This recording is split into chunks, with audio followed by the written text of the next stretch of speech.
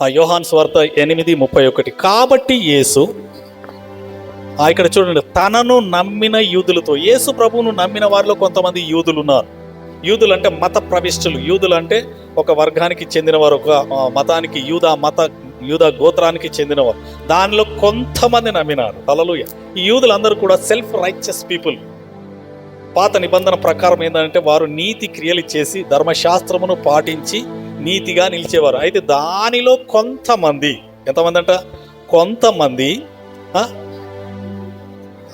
అయితే యేసు ప్రభు నమ్ముతున్నారు. ఇక్కడ యేసు ప్రభు అంటున్నాడు, యేసు ప్రభువును నమ్మడం కంటే ఎక్కువగా వాక్యాన్ని నమ్మాలని దేవుడు బయలుపరుస్తున్నాడు. హల్లెలూయ.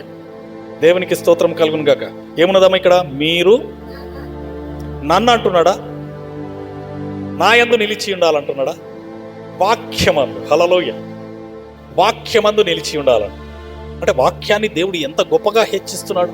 ఆది యందు వాక్యముండెను అంటున్నాడు. వాక్యానికి ప్రాధాన్యత ఇస్తున్నాడు. హల్లెలూయ.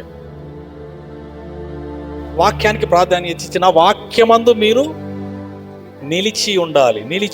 వాక్యమందు నిలిచి ఉండాలి. వాక్యమందు నిలిచి ఉంటే ఏం జరుగుతుంది చూడండి.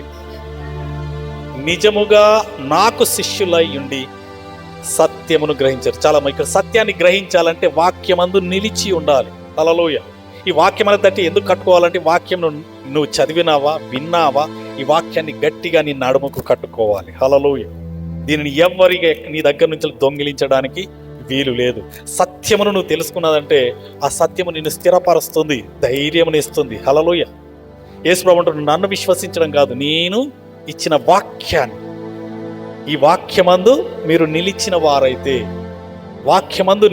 అందుకని వాక్యాన్ని మనము బాగా చదవాలి, దీనిని నెమరు వేసుకోవాలి, దీన్ని ధ్యానించాలి, ఈ వాక్యమందే మనము విశ్వసించాలి. హల్లెలూయ. ఈ వాక్యమును దేవుడు హెచ్చించినాడు, తన్ను తాను హెచ్చించుకోవలేదు. యేసు ప్రభు ఎప్పుడు కూడా తన మహిమను కోరుకోలేదు. ఈ భూమి మీద నిలిచి ఉన్నప్పుడు ఎప్పుడు తాను మహిమ పరచబడాలని ఎప్పుడు కోరుకోలేదండి, ఎప్పుడు కోరుకోలేదు. 138వ కీర్తన 2వ వచనం. చేయుచున్నాను ఏంటండి?